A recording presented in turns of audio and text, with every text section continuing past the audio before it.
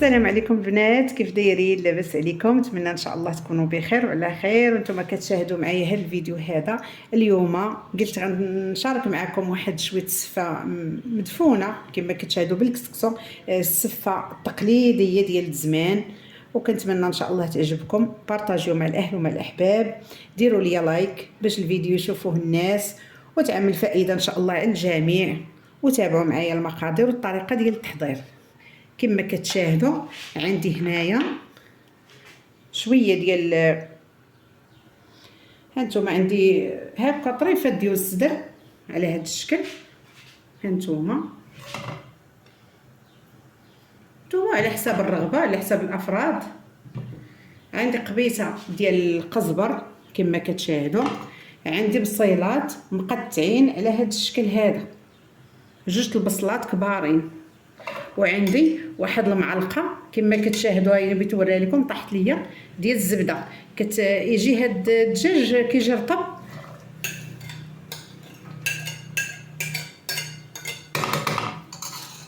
هنايا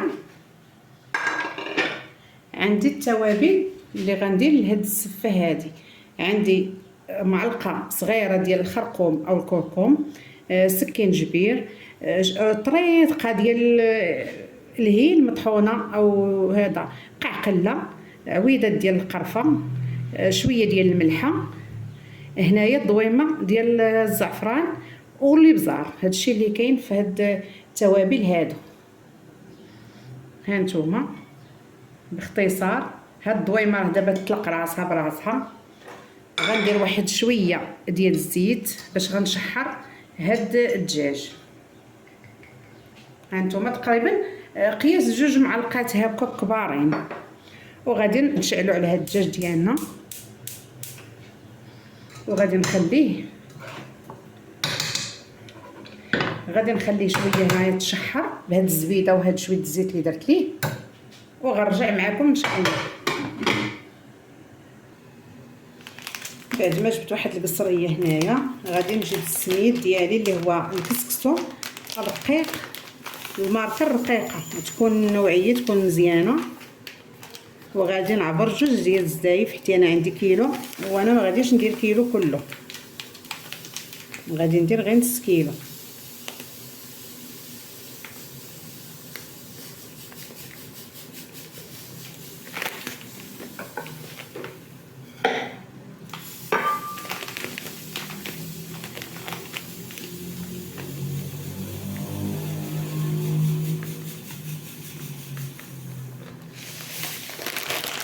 صافي بركه، هذا هو القياس اللي بغيت.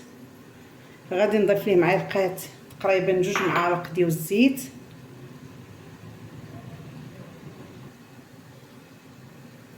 هنا غادي نكب فيه الزيت، وغادي نلبس هاد الكسكسو هذا، غادي نلبسو هكا بالزيت حتى يتلبس لينا كامل بالزيت.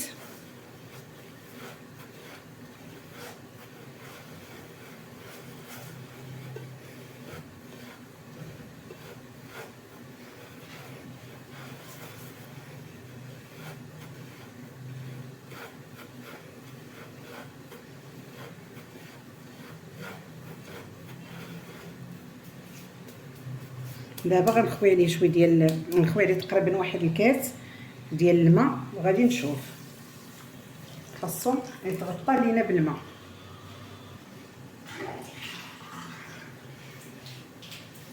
هانتوما انا ضفت عليه 2 الكيسان، وغادي نخليه كما كتشاهدوا. هانتوما هو مغطي بالماء، غادي نخليه حتى غيشرب هذا الماء، وغنتلاقاو ان شاء الله باش غادي نديرو في الكسكاتي فور.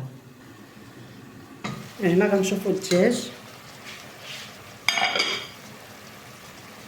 هانتوما طلق الماء بلا ما درت ليه لا ماء لا والو، غير ديك البصله طلقات الماء.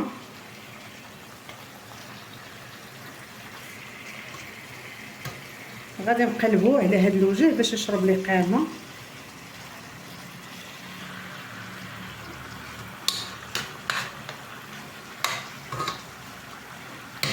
دابا غنزيد واحد الكاس ديال الماء، غنزيد كويس ديال الماء غير في الجنب هكا فاش يطيب لينا الدجاج. صافي وغادي نخليه حتى غادي يطيب الدجاج وغادي تشرب، وغنرجع معكم ان شاء الله.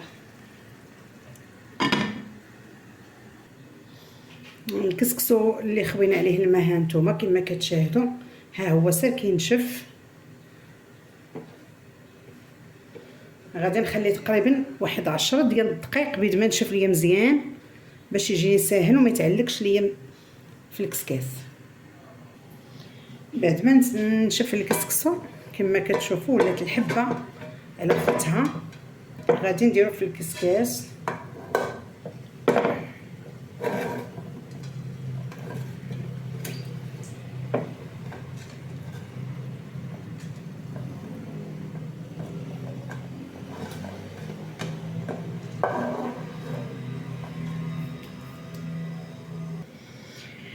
بعد ما درتو هنا في الكسكاس دابا غادي نديه الفور ونطلق.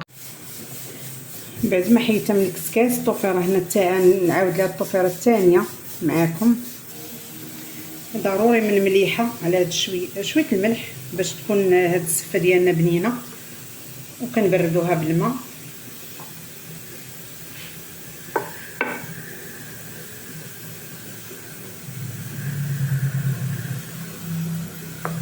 حتى غتبرد لينا غنرجعها ثاني الفور، عاد نتلاقاو في الطفيره الاخرى هي الثالثه. هنا المرحله الاخرى انا كنضيف عليها هنا الزبده كما كتشاهدوا.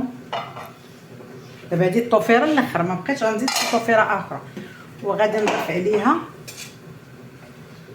2 معالق ديال الحليب نيدو عامرين هنا باش كتعطيها. هذا الحليب كيعطي واحد التعليكه لهاد السفه هذه. وهنا غادي نعاودها بحال غادي نسخنها تذوب الزبده صافي وغادي نسقيها.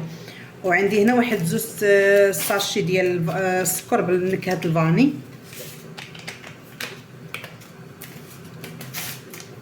هنا تقريبا غادي نعاود نفورها واحد الفوره غير خفيفه صافي وغادي نحيدها بحال غادي تعلك لينا هنا وتذوب هاد الزبده صافي. غادي نحطها مباشره بيد ما طاب لينا هاد الدجاج ونحيد ليه العظيمات ديالو. وهانتوما معايا ان شاء الله. هنا بعد ما حيدتو من الكسكاس دابا صافي غادي بقات غير مرحله ديال الديان. غادي نضيف ليه واحد معلقه اخرى ديال النيدو راه ما كيبقاش يطيب. وغادي نضيف ليه واحد 2 معالق ديال السكر سنيده على حسب انتوما وعلى حسب الذوق كله والحلاوه اللي تيبغي. المهم هاد المرحله من بعد ما غادي نحط السفه راه هذيك الساعه غادي ندير ليها، غادي نحط بيصلات فيهم السكر كلاصي هكا. دابا غادي ندير ليها الزبده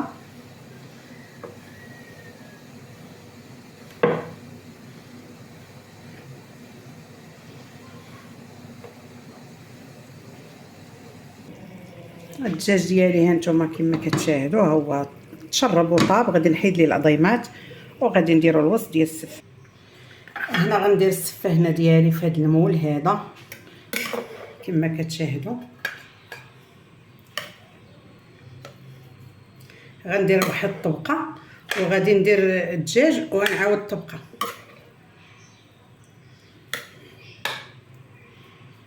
مما غندير واحد الطبقه خفيفه. غادي نضغط عليها السفه هنا وضغطت عليها. غادي نضيف الدجاج كما شفتوا، حيدت ليه العظيمات. غادي نديرو هنايا كما كتشاهدوا. حيدت ليه العظام، خليت غير الحيمات.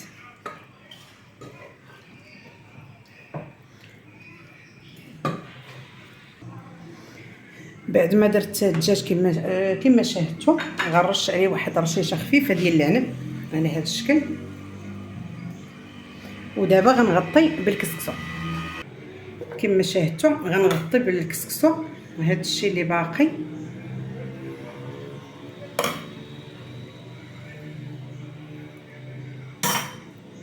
هنا انا دابا غطيت كلشي هنا بالكسكسو. انا غادي نقلب هاد المول هذا ونتلاقاو ان شاء الله. هنا عندي اللوز طحنته بالقشره ديالو، غادي نديرو من هنايا. التزيين كيبقى اختياري، كله ويزين باش بغا.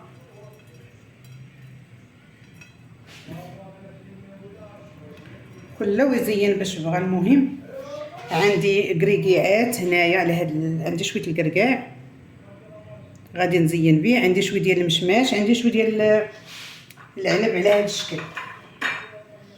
عندي عنيبات هكا انا غسلتهم وصفيتهم.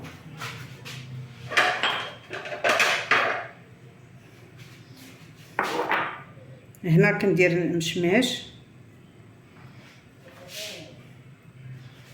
برقوق. المهم التزيين كيبقى اختياري، انا ما غاديش يتقاد ليا هكا، غنديرو هكا. المهم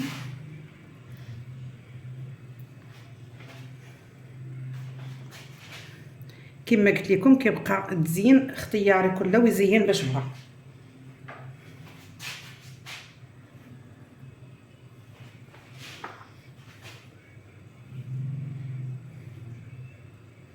المهم هذا هو التزيين، ولكم الاختيار كله يزين باش بغا. عندي هنا شويه ديال العنب،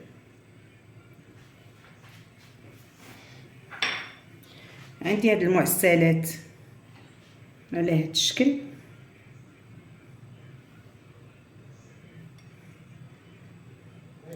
كان عندي واحد الكوموند ديال واحد الحليوه ديال الكريمه، بقاو نزينو بيهم.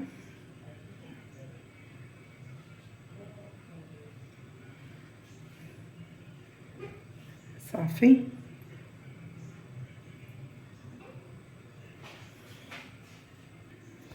المهم كتبقى القرفه ضروري ما نزينو بها. المهم اللمسه ديال القرفه ضروري شويه من هكا كما كتشاهدوا. المهم انا غير هذا الشيء اختياري، يعني تزيين راه اختياري، باش ما بغيتو تزينوا زينوا. المهم انا القرفه والسكر بلاصي غادي نرافقهم لهاد الطبق ديال السفه.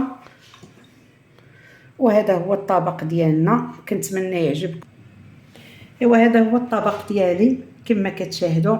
كنتمنى ان شاء الله يعجبكم. بارطاجيو مع الاهل ومع الاحباب، وبالسلامه وبالصحه والراحه.